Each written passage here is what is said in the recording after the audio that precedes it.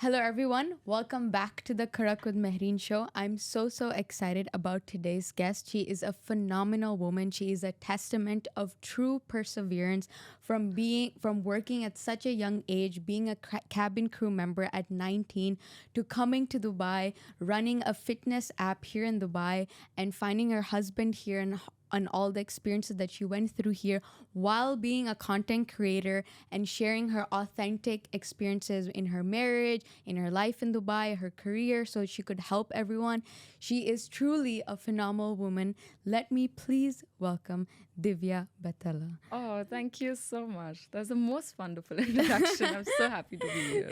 I always know like doing introductions yourself is just so weird. Like it's hard. I remember we had this conversation in the first call that we had, and I just find it so much easier when I like introduce the guest myself. You know what I mean? think it's a lot to talk about yourself, so I like it. Thank you so much. That was the sweetest thing. Thanks. Perfect. Thank you so much for being here. I'm really excited. We'll talk about a lot of things. We'll go in chronological order, as I mentioned. We'll start off by talking a little bit about your life working at such a young age. Okay. You were 19 when you became a cabin crew member. Maybe you even started working before that. I'm not sure. So, first of all, at what age did you even start working, and why did you choose to start working so young? So I was doing my college, and I was doing this IT, information technology, and just one day my sister comes to me and she's like, she received some email that there's a walk-in cabin crew interview happening for Jet Airways in Mumbai, and she's like, you'll not get selected. You just need experience of how interviews work, because once you finish your studies, you might have to go for all these things. So just go and try. They will not select you, but go and try. I was like, okay, fair enough. Like, let's get some experience, because I was not quite keen on becoming a cabin crew. So, and I have nothing, like I have no qualities that someone might imagine that a cabin crew might have. I had no clue about makeup. I had the way I would dress. I was very tomboyish. I always had short hair and no communication skills or whatever. So I was not graceful at all. So my mom's like, okay, let's try it. It's a good opportunity. So me and my mom, we go to some random store in Mumbai, and we get a white formal, a white shirt, pencil skirt, and formal shoes. And I was like, yeah, whatever. And I go for the interviews, and I was so intimidated when I went, because I'm just 19 and there are like over 300 girls sitting in that room. Wow. And these interviews are difficult, and I went with an intention, it's okay, you're not going to get selected, whatever. So I was there with no makeup, and these girls are like nicely dressed and everything, so you have to go to 3 rounds to clear that first day interview. And they make you, they do like a formal, your height, weight, just see you have any visible scars, tattoos. You clear that, then you go on to the next round, which is a one-on-one interview. Then they put you in a like a group discussion. And I was like, yeah, fine. And then they call you in. I was like, okay, if you had to reject, you could just directly say it right now. You don't have to call me and be like, oh, you're rejected. That'd be so embarrassing. And then they're like, okay, so we have a next round after like 15, 20 days. But, you know, you need to do a little makeup. What makeup you've done right now is a bit, it's not appropriate. Like, so someone there, she's like, you should do a little makeup. So I took her stuff because I didn't have any. So I put pink here. And I was like, pink everywhere. And she's like, that's too much pink for you. And then now when I look back at the pictures, I have pictures from my interview, and I was like, I look so funny. I don't know why did they select me. And out of all these girls who come with so much experience, that they are like, I must be one of the youngest there, and they select over like 25, 30 girls from that lot. And then I go back and I'm like, see, I went for the interview, I got selected, but I don't want to do this, because I was not quite keen. And for my family, that was like, did you really get through? I was like, yeah, I got through. I have a letter. They couldn't believe it. And they're like, no, you have to go. You don't realize it's such a big thing. And I come from a very like modest family. Like for my nana, my mom's dad, when he got to know, he had tears. Like, oh my God, my daughter gonna become a cabin crew. Like for him, it was like something too big, because we come from a very small family and small mindsets. Wow. And like they were so happy for me. And then I was like, okay, fine, I will go for the second interview. I will try my best, but I don't want to do it. If I don't get selected, don't blame me, but I've tried my best. And then I go for the second round. It's after like some 15 days, something. I went there, and they have another 2-3 rounds, and these are like with the senior management and all. And I again get through. Wow. This is just fate. I don't know. But I you are completely trying to go against fate. You're like, this yeah. is not. No, so I told my mom I will try, because if I do something, I like to win at it, but I don't want to do it. But I'll try my I will best. do my I best. will do my best. Yeah. And I did my best. And then I come home crying. I was like, and I called my mom and I'm crying. She's like, why are you crying? I was like, I got selected. She's like, but why are you crying? Because I don't want to do it. And then it took a lot of convincing. And I'm so happy that they convinced me, because I now, when I look back, I think it was one of the best experiences of my life. At such a young age, you're flying countries, you're flying cities, you're meeting so many people, and it teaches you so much about life. And yeah, I think it was one of the best experiences. I even now when I look back, the way I am today is I owe a lot to what I've learned on that job at Wow. such a, at that age. How So, long yeah. did you do it for? I flew for 2 years, so there's a lot of training that goes before you join. So I would say around 2.5 years I was involved in that whole process. Wow. So I got through a year, and then I worked for 2 more years. Wow, So, that's yeah. crazy. It's It's really cool great. to see how I don't know, fate just does its own I thing, think I so, guess. yeah. And like even though that wasn't in the books, like that wasn't in your mind and in your plan, but It just came, yeah, randomly. I don't I mean, I always like to believe that it's my mother who's put so much hard work in raising two girls. So there's something out there is always watching that, okay, she's put so much hard work, so we're gonna help her in whatever ways possible. So there's always some opportunity that comes up that helps us, that takes us to our next step. So I think it's her hard work that is getting us Beautiful. wherever we are today. that's so yeah. beautiful. Do you think that one of the reasons that you accepted the role was also because of what you just said, that you wanted to contribute to your mother in some way? For sure. So that was the idea, that starting to work at such a young age. So even for us when we were studying, so you do eighth, you do ninth, and then you go for your 10th grade. So my mom had found a loophole. So where it's so a lot of people who failed their eighth grades, they just quit school. They study from home, like homeschooling, Okay. and then they go appear for the 10th exams. So my Oh. mom is like, why can't you guys do it? You clear your eighth, and I was good at studies, so was my sister, but she did this technique for both of us, like once you clear your eighth grade, because we were studying at a very good school which she couldn't afford at that time, and she was trying the best to get us the education she could give us. And then we're like, okay, fine. So we finished our eighth grade. We quit our schools. We used to homeschool, and we would study from home, go to tuition, study, and then we directly went for our 10th grade exams. And that's how we saved that. So that thing has always been there. We've always seen growing up how our mom has always struggled, sending us, even when she couldn't afford it, she always made sure she would invest on things like best education, doing things that would make us more confident. Like we couldn't even afford like a proper full meal, but she would make sure that she would always save some money to send us like for a swimming class, like Wow. because for her it was always about, my girls need to be confident. If they ever put in an environment, they should feel confident. Nobody should be like, oh, you don't know all these things, you should know everything. And I think that is what has got us where we are, because she made sure that we had a confidence. So whenever we were put in those situations, we were able to do it. And I always wonder why, how did I get selected at that interview? There were so many different girls, and people spend a lot of money to do courses to be selected prepare for that. to prepare for that. And I did nothing. And Wow. and I knew I didn't want to get through it. I was like, I think it's a lot to her that she is put way all she's these, raised yeah, you the and- way she's raised us, the way she's given importance to empowering us, making us confident, educating us the right way. So yeah, so always that sense of responsibility was there, that you need to do something. My mom raised my sister. She did everything to raise my sister right, and my sisters raised me.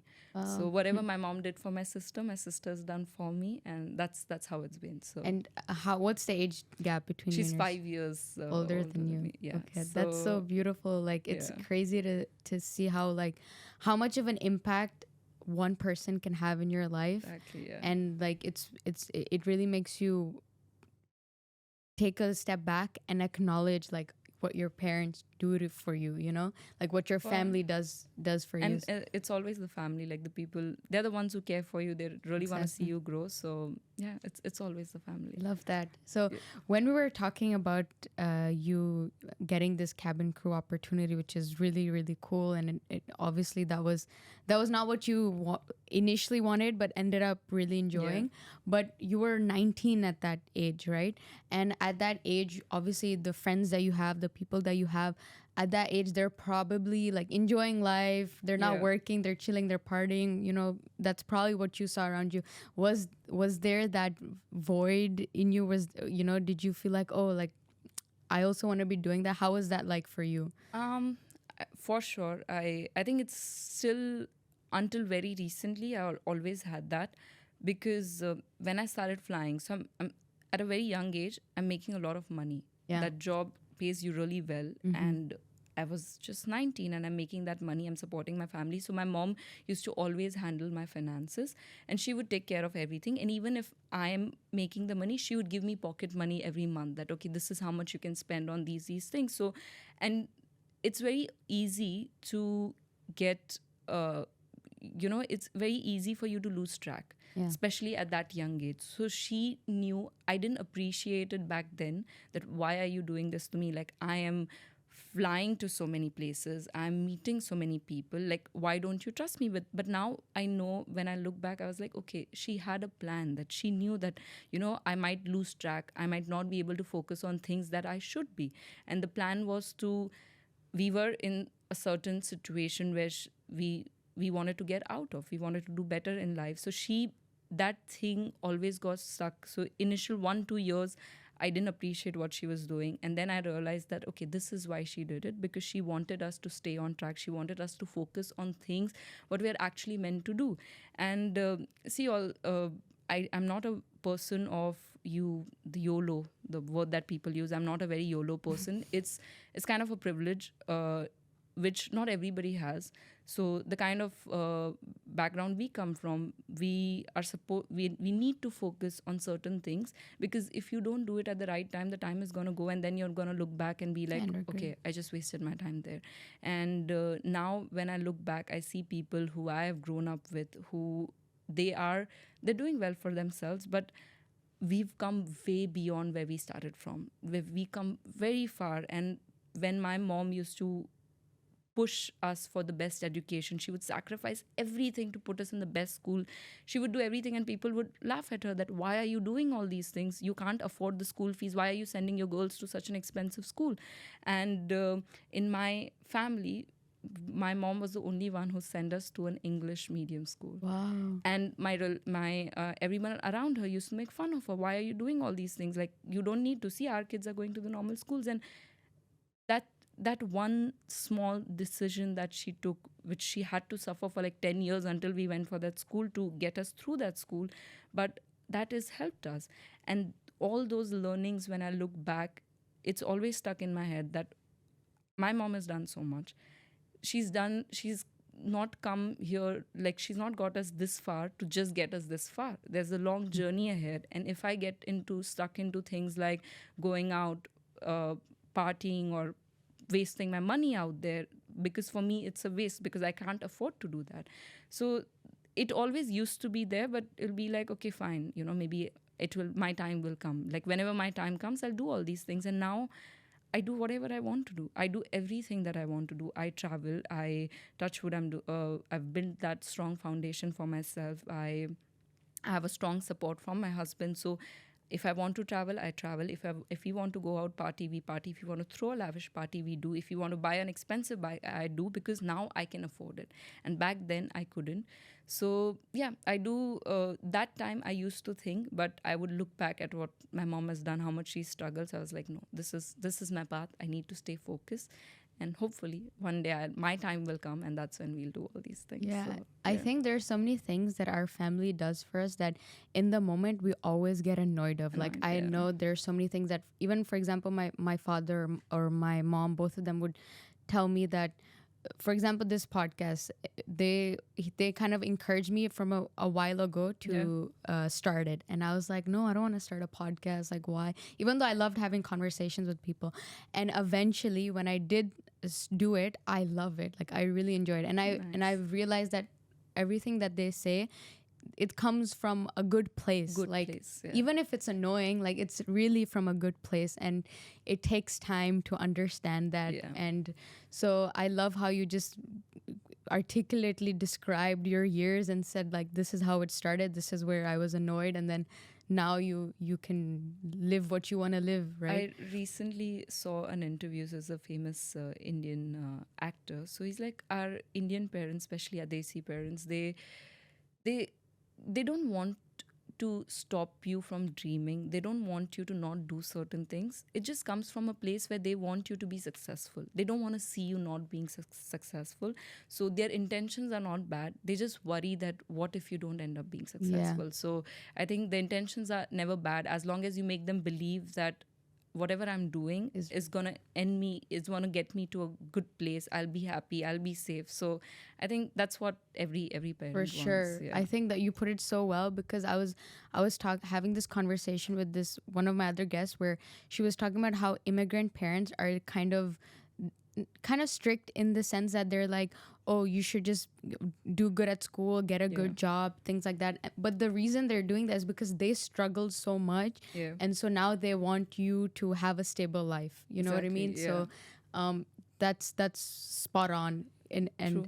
and of course, like, maybe there are things that they suggest that's not the best for you in terms of, like, your path. Like, that's not the career that you Yeah. want to go to. Like, some people suggest that you only have to be an engineer or only Yeah. a doctor. Like, of course there's that, but the intention is Behind, right. yes, Yeah, it's it's just how always, you yeah. navigate the conversation with them, Exactly. I guess. Yeah. So you mentioned one thing was that everyone used to make fun and say that, oh, why are you in an English medium school? And so I wanted to dig in a little bit more, and I wanted to ask, like, were there other societal pressures that your family faced because it was like a woman-led household? Uh, see, there were a lot of things. The first thing that you see is there are three women living in the house, and people would always question choices. And of course, we don't come from, like I said, we come from a very small, modest family. So that mindset of a single woman is still a very, it's still a very taboo in our societies, and from where we come from it was very different. So my mom did face a lot of things like, why are you doing this? So all of her choices were very modern for people to understand for that time, and also for the mindset our families had. So nobody could understand, and even at a lot of stages we would question that why. But now we understand why she did that. She had a vision which we did not, which nobody understands. When you have a vision, only that one person understands, and I think my mom had that. I don't know how, but maybe she must have seen the life that we're living today. Maybe she must have seen that those many years back, and that's why she knew this is where I want to go.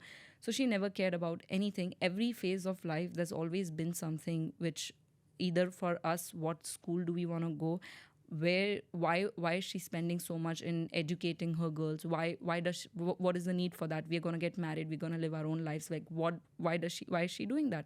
And they would make jokes about things like, oh, they're going to get married, they're going to go live their own lives, who's going to look after you?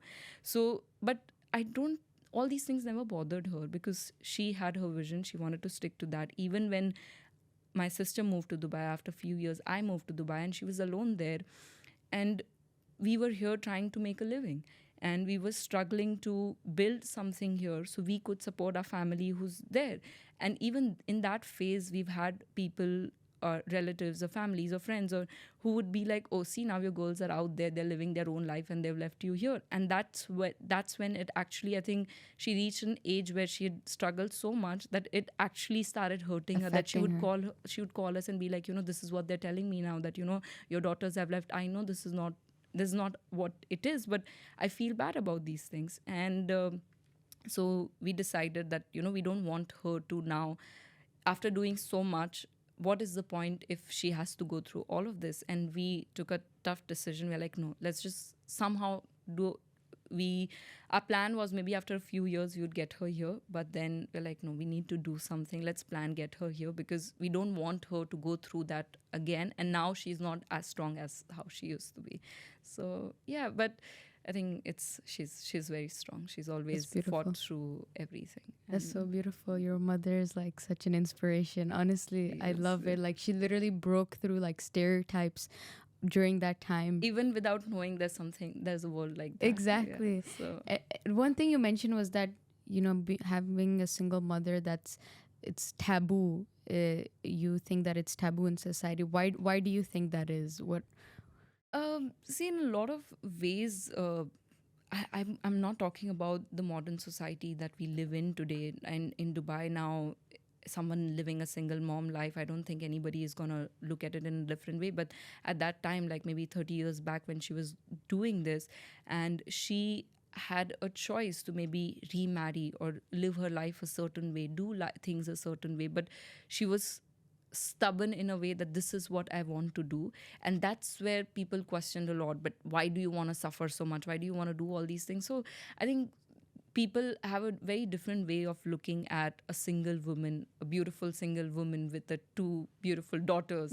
So there's and you have to be really strong to be going through all that, because you hear so many things at every stage of life, of every no matter where you go, there's people going to be saying something about it.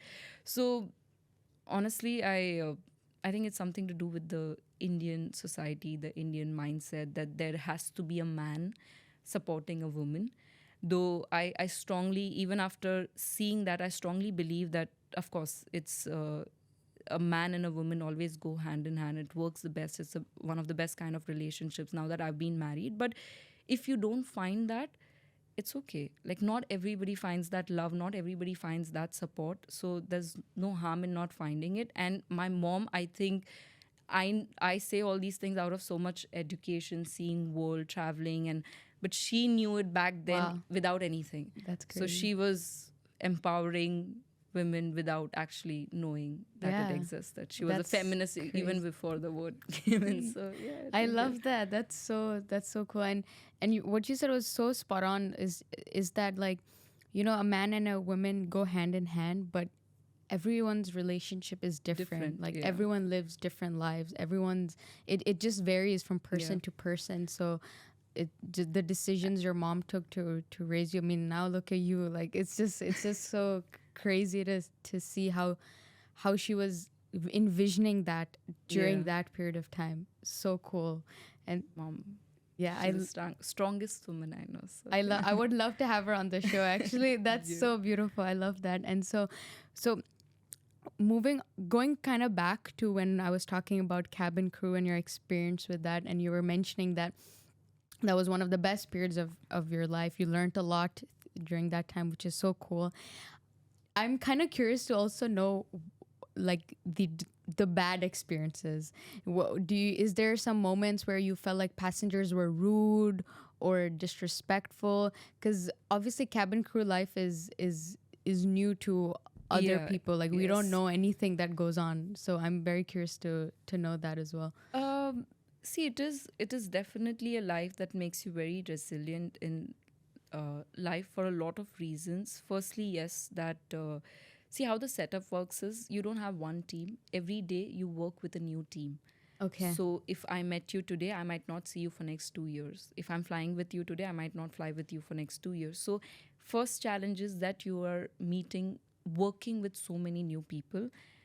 There is a good thing and a bad thing. If you like someone, good. If you don't like that person, it's good that, okay, you will not see them again. Yeah. But then you're going to have a tough time with them on that flight. So that is first, that the environment that you work in isn't so dynamic that there are certain things that you follow, but anything can happen. You need to be, I think one of the things I've learned is to being so resourceful, because it teaches you, it's a very dynamic work environment. You wake up at any time. I remember we'd have these there's Diwali, and everybody in our like in India, we have these societies and buildings. People are doing pujas and all in the morning, and I'm getting ready for my flight at 2 in the night or 4 in the morning, and I'm going out for my flight. So first is that, like, it's a tough working environment, and second is you're working with so many people, and that itself is not easy.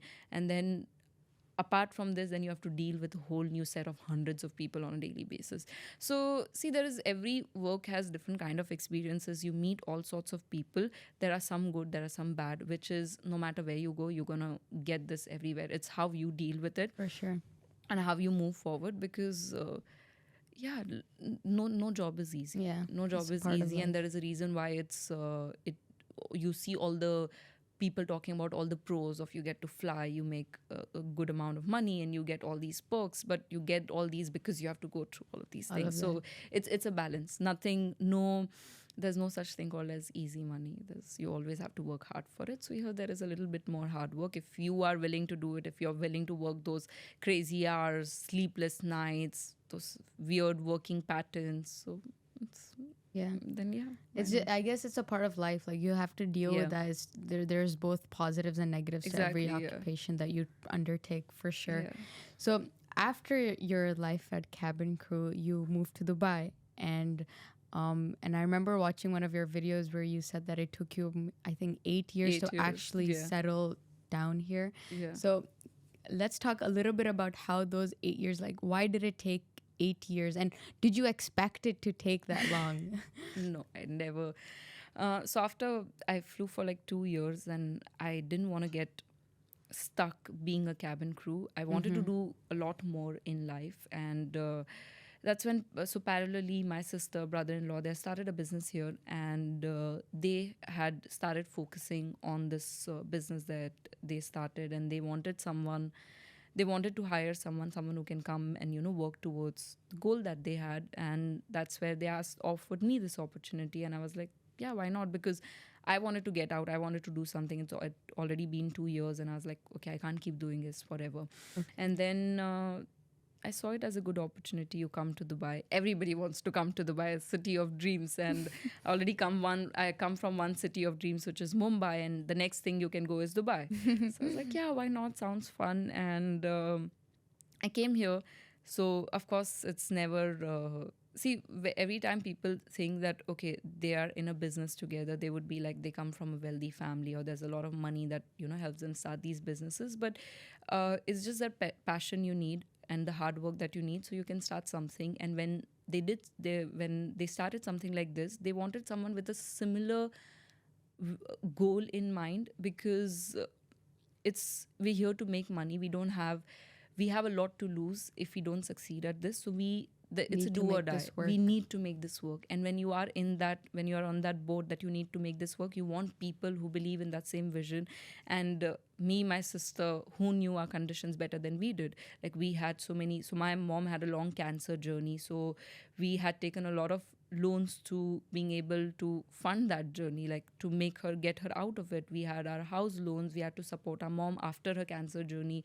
So we had so many things, so many responsibilities, and only we two knew what we had. Understand. So we were like a perfect team. We knew we need to make this happen, and it was not easy. We used to work. I remember we would work like 3-4 months without any weekends, no weekdays, like no offs, no weekends off. We would be working on the weekends, doing all these events. And it is how it is, right? Like, see, nobody in our family, in our past whatever generations, would have ever thought that there would be a girl who would become a cabin crew, there would be another girl who would come to Dubai, start a business. And these for us were very big, like these were milestones. Like they would feel so proud of us, like, oh, nobody in my family had ever sat in a plane when I became a cabin crew. My sister was the only one who flew to Dubai, and my sister was the first one who ever flew for her work. And when they knew I became a cabin crew, one of the joke in our family was, oh my god, you'd be flying in the plane every day.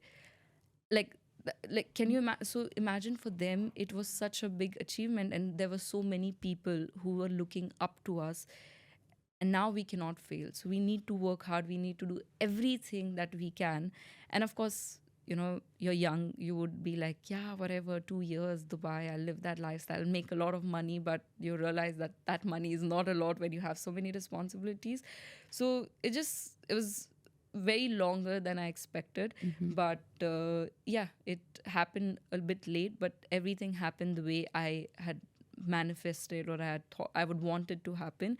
So everything has its own right time. So for me, it took whatever 7-8 years, but yeah, it came in. So as long as it comes, I'm happy. That's Now I don't have to worry about it. So yeah, I'm like, I okay. mean, there's a time for everything, and like Exactly, your yeah. hard work definitely pays off, and it Yeah. did. So that's so cool. So congratulations on that. Thank you so much. You were talking about how you like I love how you said that when your sister was building a team, they needed someone that understood their passion, their their perseverance the way she did, and it made sense for you to join. And so how was that, like the dynamic of you working with your sister, with your brother-in-law? Because working with your family, I think it does affect your relationship with your sister, like with your family relationship, because there's no separation between work and home, I guess. Yeah. See, there are some things in life which are for the privileged. This is one of those things where we had certain things to do. We had certain priorities, and working towards those priorities was our main goal. And then everything else is secondary. If something is not working between us, between three of us, we need to work it out because we're looking at a bigger goal. Yeah. So that's what it's always been. And that's how, so it's not like we sat on a table and we discussed all these things. It was always, we understood that this is what it is. We are all working towards something. If we have any problems, just keep it aside and just come back to work, do your work. Whatever we have internally, we never showed it to anyone. So there was a phase in our life where me and my sister, we didn't speak to each other for like 3-4 months, and we were living in the same house. And we're working together, we're seeing each other at work every day, we're working, but we were, because of something, a personal fight that we had, we didn't speak for 3 to 4 months, and we're doing our work fine. But it is what it is, right? We have a goal, we need to work towards it. You cannot let all these things.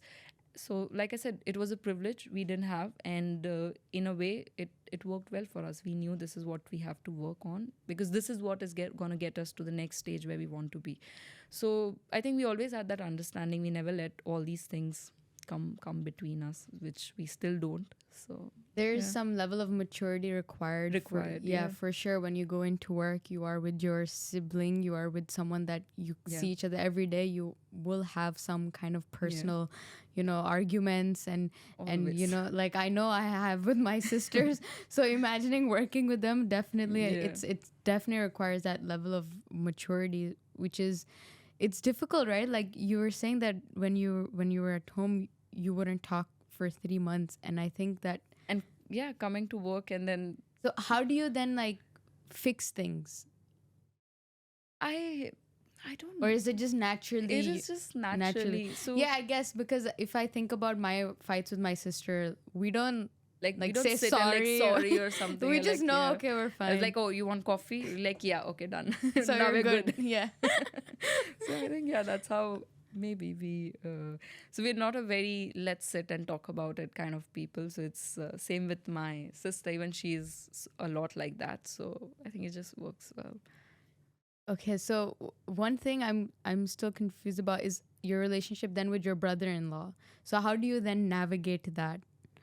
I think I've had the best relationship with my brother-in-law. He is like a brother we never had. So for me, my sister and brother-in-law, I look up to them as my mother and father, because they've always cared for me when since the day I landed here, they've cared for me. I've always lived with them. So we started in a setting where so we always had a very matured relationships everywhere. So when I moved here, we used to live in a sharing apartment. So it was me, my sister, brother-in-law, and there was another family that we used to live in. And I had taken, so I could only pay rent for whatever I could pay rent for. So I had taken the maid's room because that's all I could afford. So in that apartment, I was staying there.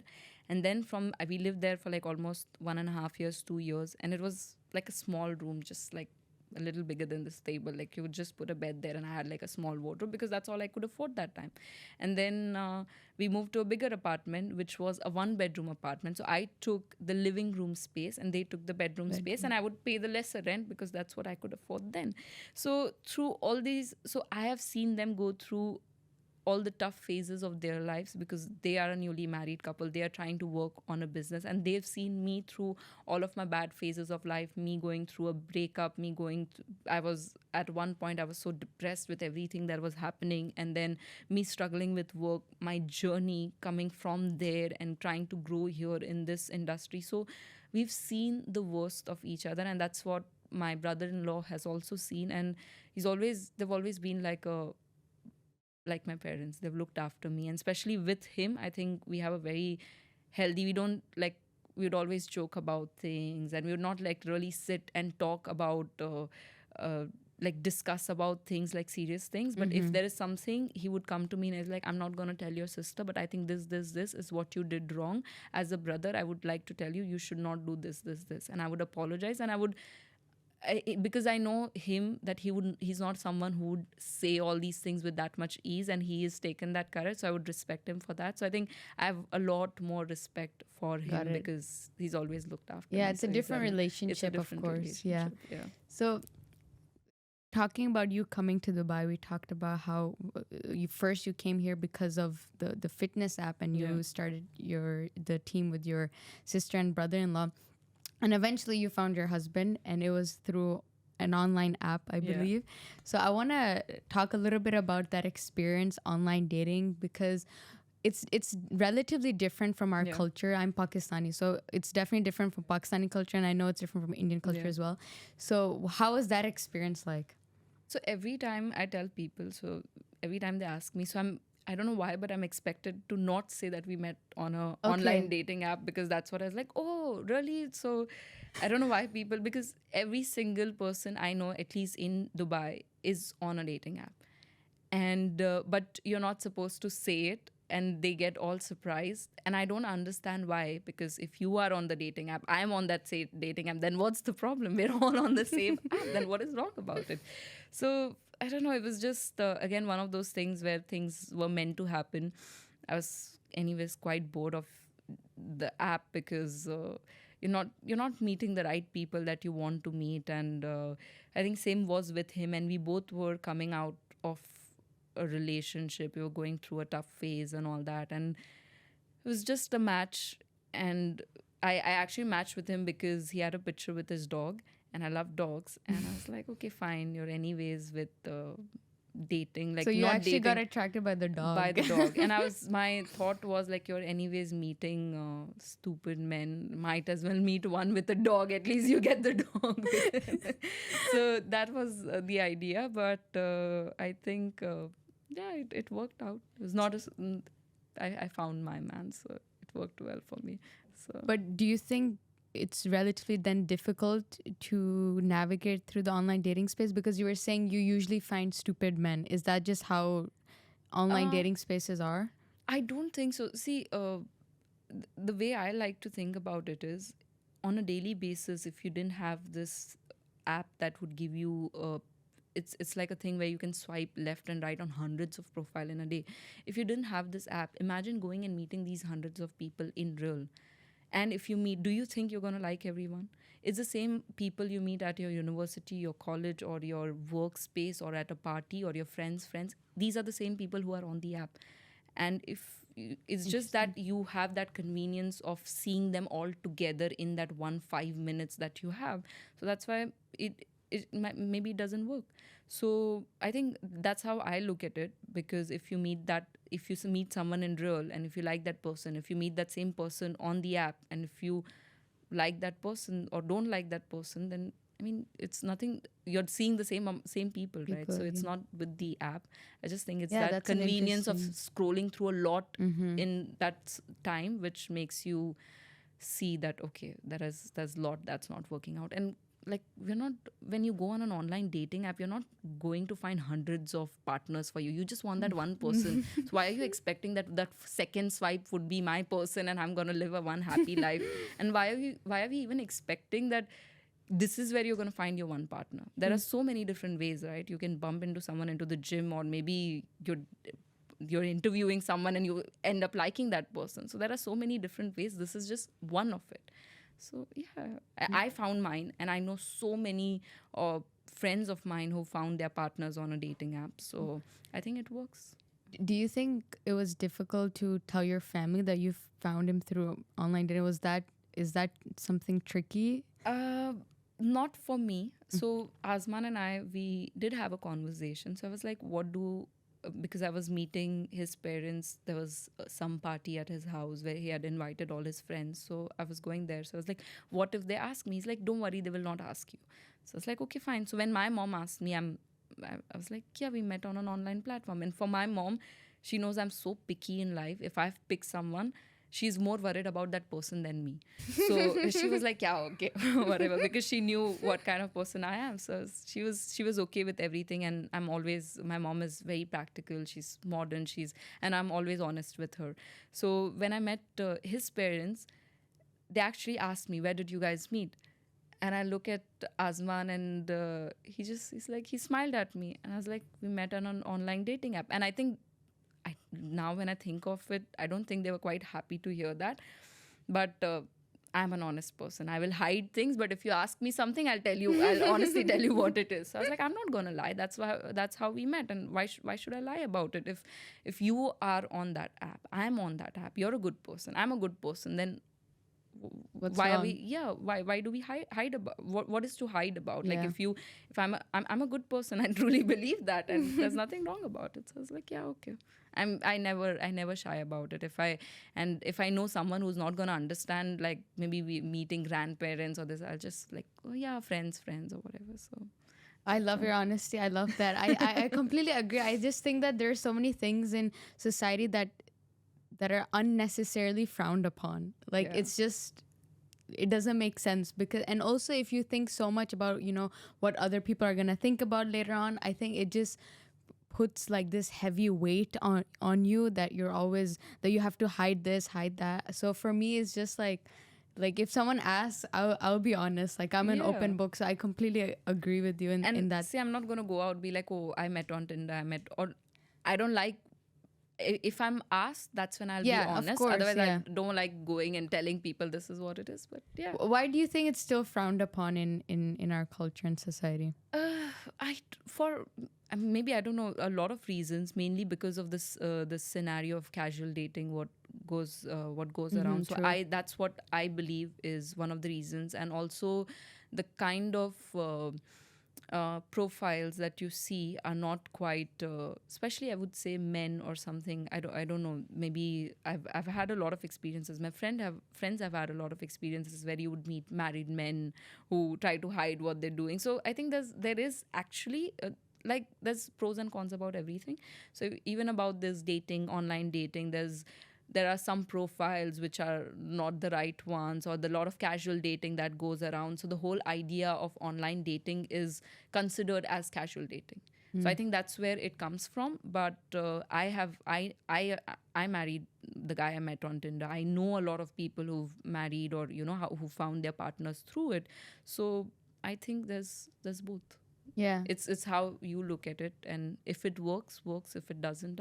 For So, sure. I yeah. think it's just how you use the platform. Like this is with Yeah. everything, even with social media. Like you can use it for the worst of things, or you can Yeah. use it for the most positive things. So it really depends on how you are Exactly, yeah. utilizing the platform. So And see, let's say if you meet a guy there, and if he's whatever lying about something, because I always get this, that what if that person is lying about what you don't get to know. But what if you meet that same person at a coffee shop or through work or something, and then that person is lying about things? How are you going to know? yeah, they can always lie. It always starts with a first date, right? Even you meet someone on a dating app, it starts with a first date. How are you going to know what's going to? So Yeah. it's not that the app is making that person lie about Interesting. something. So Yeah, that's interesting when you put into like real life perspective. If Yeah. you just duplicate that whole experience in real life, it can still happen again. You can't eliminate that. So Well, I'm happy you found your man and that you I'm got happy. married. So congratulations. It's been a Thank you. year. It's been a year. So Yes. congratulations on that. Thank you. And I know that you and your husband then decided that you would live with your in-laws, In-laws. Yeah. right? So can I talk a little bit about how that Yes. experience was like? So just a few months before, so we always had to the option of moving in with our in-laws and or starting something, moving out and doing our own thing. So just a few months before, we started looking for places because that's of course the first choice. You want to have, your own space, do your own things and all that. And then if you even we did speak to a lot of people, like, our friends and all that, just to get, because you are confused, you don't know what to do, and it's a big decision, Yeah. starting a whole new household, from renting a space and doing all of these things. It's a task. And when you're planning your whole wedding, so it's just two of us, we plan everything about our wedding, and then we're planning to move out as well. So we just spoke to a lot of people, and I'll be honest, like 90% of them were against the idea of moving in with your in-laws, because of, how whatever experiences people have had or they've heard about it. But we just had a conversation, because see, my husband and I, we both are very practical about things, and we knew once we get married what are our goals. So within just 6 months of meeting, we were like, let's get married, because we just knew that we are right for each other. And I always had a few things in life I wanted to work towards when it comes to my career, and he had those similar things, that okay, I want to do these things for my career. And we were like, let's get married and do it together. Why do you want to do it, like, alone? If we are together, if you're so sure, let's get married and we work towards it together. And um, and we were like, if we move out, we need to do XYZ things. That's a lot. Not just forget about the financials, but just focusing on the household is not easy in itself. Deciding what to make for dinner is my worst nightmare. Like every day, I was like, I can't do that. And then you always need a help, who, so you can find your way. And we're always busy. Our jobs are so demanding. So we were like, let's consider this. We sat down with our in-laws, we spoke to them that, see, these are our plans. We don't want to, we would really appreciate your help. We want to move in. And they were happy. Like, they were more than happy that this is your house, you're welcome to live with us for as long as you want. You want to live forever, live forever. You want to live for 6 months, you live. This is your house. You don't need to question, you don't need to ask. And we were like, yeah. And it makes so much sense, because we have someone whom we can depend on. Because I'm always working. I On weekends I'm working. My husband is working on weekdays, and he's working on weekends, and he's traveling. Like, it's been a year and he's traveled already twice for months now. And then, so, we always had this crazy work thing that is going on, and with that, managing a house would have been difficult. And they've Sure. been so supportive about everything. So for us, it's work in our favor. So to each its own. I've known For sure. people, for them, who it's not worked, and I don't take any credits for it. I think it's our in-laws. They're just my in-laws, they're so lovely people. They're very supporting. I've never, so it's been a year, I've not cooked a single meal yet in my house. Like, since I moved in with them, I've never cooked a single meal. And they've never forced me to, they've never asked me to. They always joke about it, like, oh my god, you, like, if I make coffee or something, or if I make scrambled eggs, they'll be like, oh my god, today we finally got to eat something. And they would always joke about it. But they've never asked me to even move a pen in the house. Like, they never force me to do anything.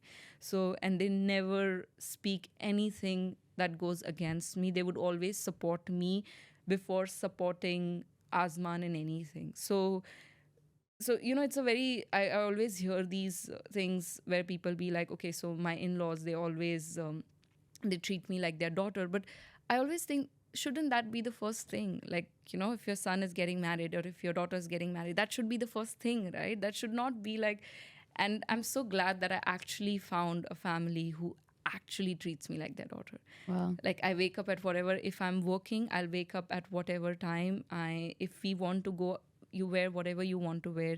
You want to go out, chill with your friends, you want to invite your friends, you can do that as well. So we have our own life. We get to do whatever we want to do. Plus, we have the love and the support from the family when we need it. So I think I really feel I'm blessed. And yeah. I So love that. Oh my God. I'm so happy for you. And I'm so yeah, happy that you have like this support system yeah, with you, and that you found like this such an incredible family. And you were mentioning that there were a lot of people who kind of said who were against it. And why do you think they were against it? See, I don't blame them. I recently, I think a few days back, I put up a video about me living with my in laws, Mm-hmm. and there were women who were writing like long paragraphs about how this doesn't work. And more than positive comments, there would be just one or two positive comments about, oh, yes, this is good. They were all talking negative, possibly because, not possibly, because it doesn't work for everyone. And at that moment, I actually thought, when I put out that content, it was from a positive heart, that okay, I want to create some positivity, that not all in-laws are the way they've been stereotyped. But when I read all those messages, those were 99% people, women, complaining that they've not had that. So I think I would just use the word that I'm very blessed, I'm very lucky, and just that. I don't know. I don't know what more to say, but it's just that. Do you, Maybe do I. you, and definitely I think that it's a blessing to Yeah. have such a great support system. One thing is, do you think that it's so when it comes to decision making, one thing is decision making. So one thing is moving in with your in-laws, but the second thing is decision making. And a lot of in-laws would also contribute to that and have a say in the decisions you and your family, you and your partner would make. So where do you draw the line with that? Like what how involved do you think in-laws should get when it comes to decision making? Uh, See, I would not comment. I don't know how the dynamics of would work for others, but for us, there's the one good thing is my in-laws have a, a life of their own. Mm-hmm. I'm not trying to say it in a wrong way, but they have a life of their own. They're busy working, they have their own social life, they're doing their own things. So they really, and they're very fun loving people. They love entertaining people, they love having parties, they love going out with friends, they love traveling. So they love living their own life. So they have a good life that is going on for themselves. So they don't, when they have that freedom, I'm assuming this is how they think. When they have their freedom, they don't try to cut our freedom in any way. And of course, as a parent, they always, when they see us, if we are discussing something or if they ask their opinion, they would always give their opinion.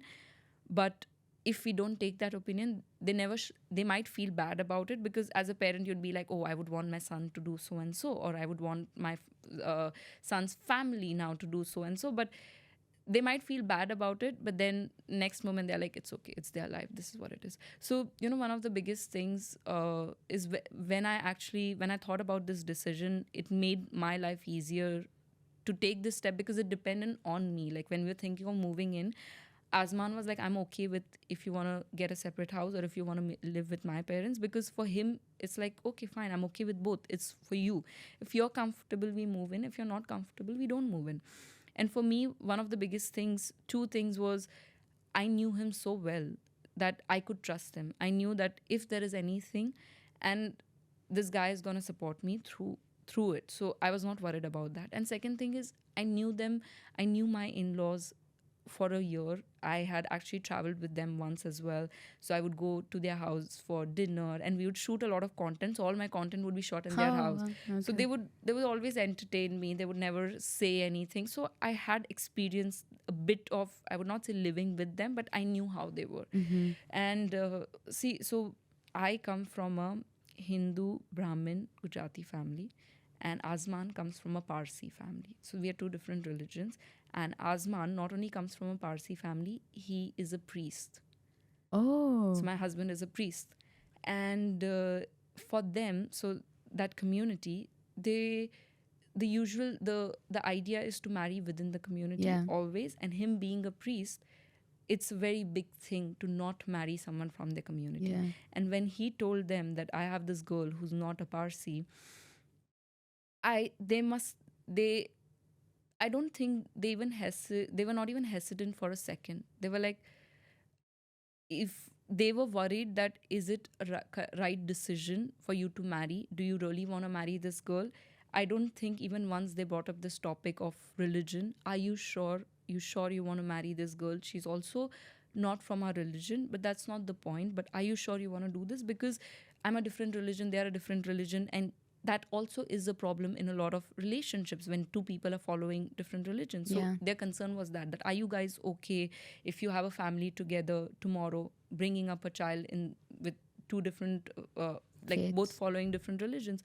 And I think those were their concerns, and that for me was a very big commitment from their end as well, that they were all they were thinking about is his happiness and about his future. If you are happy with it, go ahead, you have all our support. And all these things made me trust them a lot, and then trust Azman as well a lot. So I think it just made my life easier, that it's okay, what can go wrong? The worst thing is you'd have a fight, and then it's okay, like, you always have fights. No relationship is perfect. Not that I'm saying that today I live with my in-laws, it's all perfect. We always, I'm sure, I there might be few things that they might not like the way I function. I might not like the way they do certain things, but it's okay, right? Like, which relationship is perfect? You always have arguments with your, I fight more with my mom than how much I have fought with them. So which relationship is perfect? But as long as you have that understanding, you have that maturity, that okay, you don't want to have this fight, you want to maintain this relationship, you can just talk it out. What, this is your point of view, this is my point of view, you agree, I don't agree, sort it out, and just move on. There's no point of keeping grudges, and I think that's something we don't do at our house. So it works. I feel like we can talk for hours. Like, I it's know. so, I really love listening to you. I think you put your experiences in such an articulate way that I could just listen to you go on.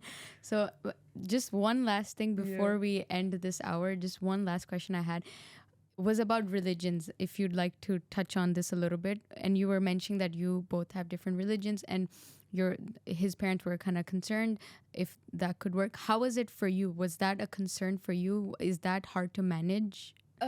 See, I'm not a very religious person. My mom is, but I am not. And I had mentioned this to him when he had met me. So, like, I'm always honest about everything. So I was like, see, and he is very religious. He does his prayers. He would do his night prayers after every meal. So he does all that, and He he's practices. a priest, and he is like, we had a very clear understanding. You don't force me to do something I don't want to do. I will not force you to do something that you don't want to do. So we had that understanding, and I think that's how it's. I never pray. I don't remember the last time I prayed or did anything, and he prays every day. So we've never stopped each other from doing something. We never ask each other that why don't you do this or why don't you do that. So I think that's what works.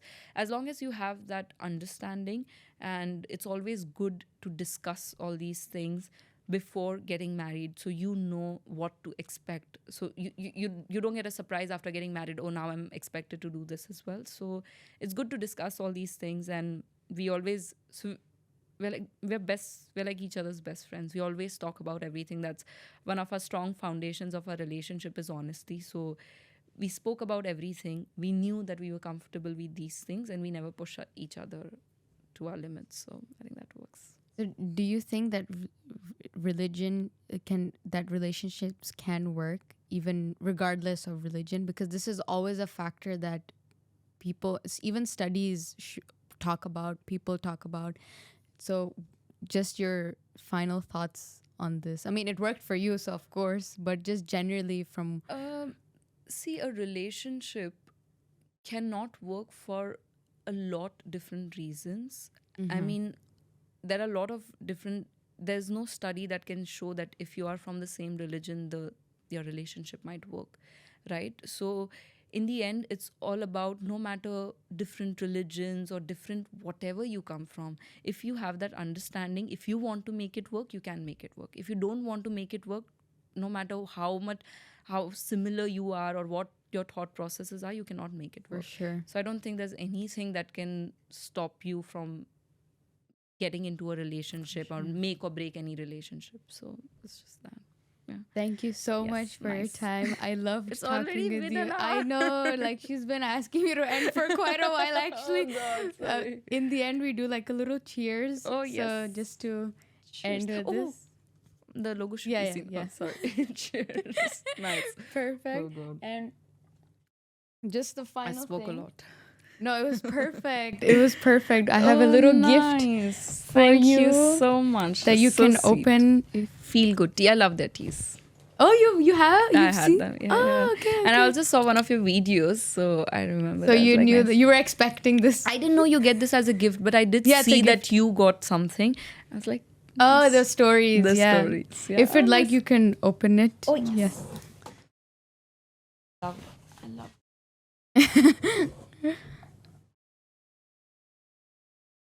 Oh, it has my name. Yes, of course. That's so It's nice. personalized. Sweet. So I'm it has all obsessed. the different flavors. All the flavor options are in this box. There's a paper with the flavor options to help you out. And I Wow. hope you enjoy it. And I hope you Yes. send me pictures when you make the I tea. will. Thank you so much. It Thank was you a for your pleasure. time. I Yes. loved it. Thank you. Loved it.